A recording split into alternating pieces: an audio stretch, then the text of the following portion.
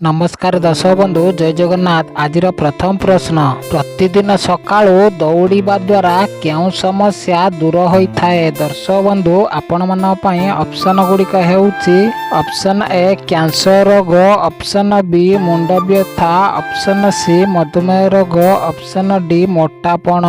दर्शक बंधु प्रतिटी प्रश्न पई 5 सेकेंड टाइम रही। आपण मानक जदि यार उत्तर आगरू जଣା अछि कमेंट बॉक्स रे कमेंट करन। दर्शक बंधु समयटी आरंभ हेउची एबेठारू। दर्शक बंधु समयटी शेष हो सारी। एहार सठिक उत्तर देखा आगु वीडियोटी को लाइक न करथिले लाइक करी आपण माने चैनल ले नुआ थिले चैनल को सब्सक्राइब करि दियंतु। एहार सठिक उत्तरटी हेउची ऑप्शन डी मोटापण। प्रतिदिन सकाळु दौड़िबा द्वारा मोटापण समस्या दूर होइथाए। दर्शक बंधु चलंतु देखिबा आजिर परवर्ती प्रश्न, डायबिटीज रोगी माने राति रे कौन खाइबा उचित नुहे। दर्शक बंधु आपण मन पई ऑप्शन गुड़िक हेउची ऑप्शन ए भात, ऑप्शन बी डाली, ऑप्शन सी रोटी, ऑप्शन डी क्षीर। दर्शक बंधु समयटी आरंभ हेउची एबेठारू। एहार उत्तर जानिथिले कमेंट करि दियंतु। दर्शक बंधु समयटी शेष हो सारी।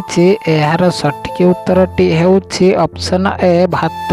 डायबिटीज रोगी माने राति रे भात खाइबा उचित नुहे। दर्शक बंधु चलंतु देखिबा आजिर परवर्ती प्रश्न, सबुदिन कौन खाइबा द्वारा उच्चता शीघ्र बढ़ी थाए। दर्शक बंधु आपण मन पई ऑप्शन गुड़िक हेउची ऑप्शन ए क्षीर, ऑप्शन बी अंडा, ऑप्शन सी दही, ऑप्शन डी माछ। दर्शक बंधु समयटी आरंभ हेउची एबेठारू। एहार उत्तर आपण माने जानिथिले कमेंट करि दियंतु। दर्शक बंधु समयटी शेष हो सारी। एहार सठिक उत्तरटी हेउची ऑप्शन बी अंडा। सबुदिन अंडा खाइबा द्वारा उच्चता शीघ्र बढ़ी थाए। दर्शक बंधु चलंतु देखिबा आजिर परवर्ती प्रश्न, फूलकोबी खाइबा द्वारा केउं रोग भल होइथाए। दर्शक बंधु आपण मन पई ऑप्शन गुड़िक हेउची ऑप्शन ए अर्श रोग, option B acidity, option C हईजा रोग, ऑप्शन डी ओजन कमिबा। दर्शक बंधु समयटी आरंभ हेउची एबेठारू। एहार उत्तर जानिथिले कमेंट करि दियंतु। दर्शक बंधु समयटी शेष हो सारी। एहार सठिक उत्तरटी हेउची ऑप्शन डी ओजन कमिबा। फूलकोबी खाइबा द्वारा ओजन कमिबा दूर होइथाए। सांग माने चलंतु देखिबा आजिर परवर्ती प्रश्न, महुमाछी कामुड़िले केउं रोग होइथाए। दर्शक बंधु आपण मन पई ऑप्शन गुड़िक हेउची ऑप्शन ए बात ज्वर, ऑप्शन बी हईजा, option C jaundice, option D malaria. दर्शक बंधु समयटी आरंभ हेउची एबेठारू। एहार उत्तर जानिथिले कमेंट करि दियंतु। दर्शक बंधु समयटी शेष हो सारी। एहार सठिक उत्तरटी हेउची ऑप्शन ए बात ज्वर। महुमाछी कामुड़िले बात रोग होइथाए। सांग माने चलंतु देखिबा आजिर परवर्ती प्रश्न, मनुष्यर शरीर रे कौन बढ़िले किडनी फेल हेबारे संभावना अधिक रही थाए। दर्शक बंधु आपण मन पई ऑप्शन गुड़िक हेउची option A haemoglobin, option B uric acid, option C blood pressure, option D blood sugar. दर्शक बंधु समयटी आरंभ हेउची एबेठारू। एहार उत्तर जानिथिले कमेंट करि दियंतु। दर्शक बंधु समयटी शेष हो सारी।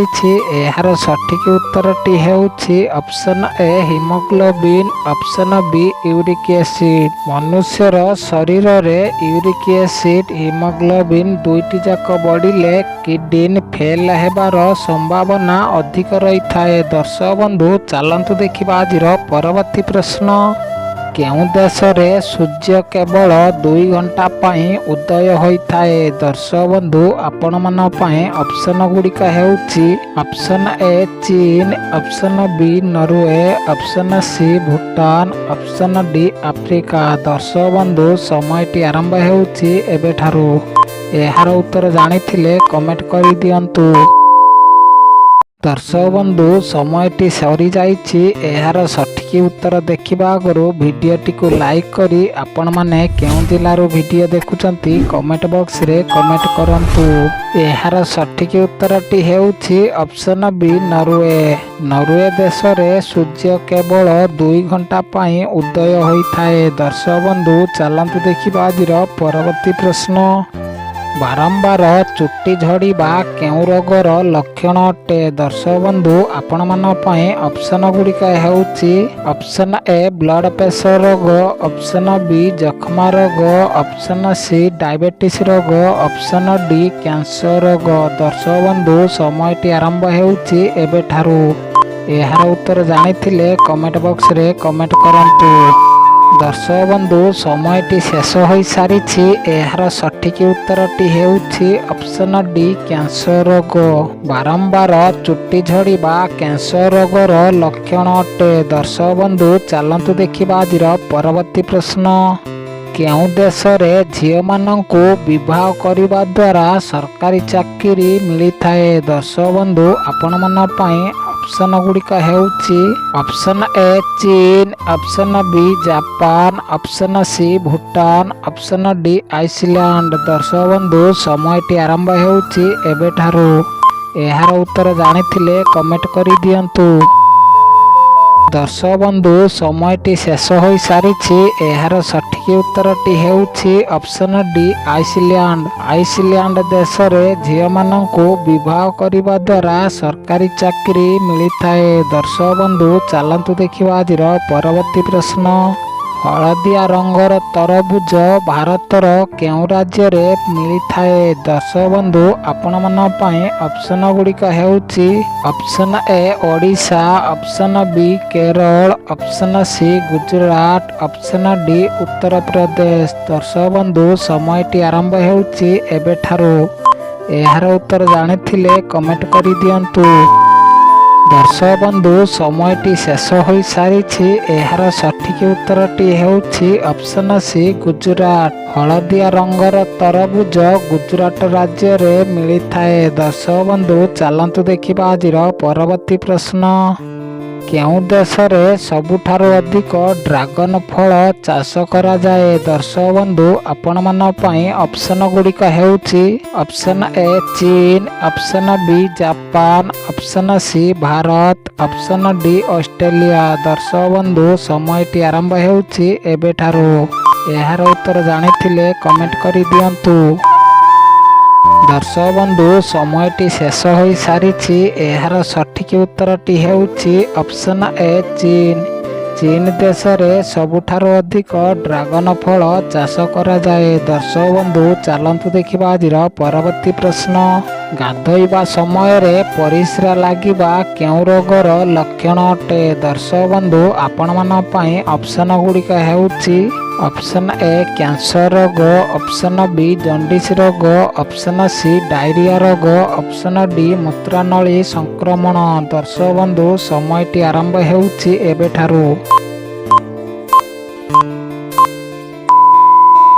ଦର୍ଶକ ବନ୍ଧୁ ସମୟଟି ଶେଷ ହୋଇସାରିଛି। ଏହାର ସଠିକ ଉତ୍ତର ଦେଖିବା ଆଗରୁ ଭିଡ଼ିଓଟିକୁ ଲାଇକ୍ କରି ଆପଣମାନେ ଆମ ଚ୍ୟାନେଲରେ ନୂଆ ଥିଲେ ଚ୍ୟାନେଲକୁ ସବସ୍କ୍ରାଇବ୍ କରିଦିଅନ୍ତୁ।